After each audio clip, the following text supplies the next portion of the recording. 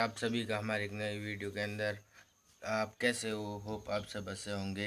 हमारा आज ट्रैक्टर का स्कल टूट गया है, उसको हम अभी रिपेयर करने वाले हैं।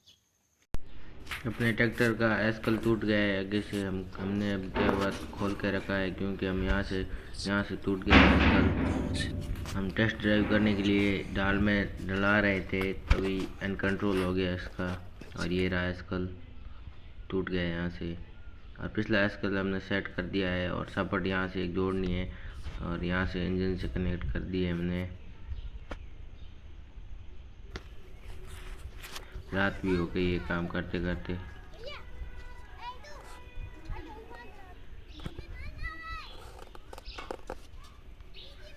फिर से यहाँ पे सपोर्ट लगा के यहाँ से हमें वेल्डिंग करना पड़ेगा। जैक को नीचे ऊपर करके बराबर अलाइनमेंट मिलाएंगे, तभी सेट होएगा।